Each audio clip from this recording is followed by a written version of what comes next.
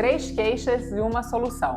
Se você tem rugas, principalmente na testa, bruxismo ou suor excessivo nas mãos ou nas axilas, saiba que o tratamento pode ser o mesmo, o Botox, a toxina botulínica. Apesar de serem muito diferentes entre si, a toxina botulínica geralmente é indicada nesses casos.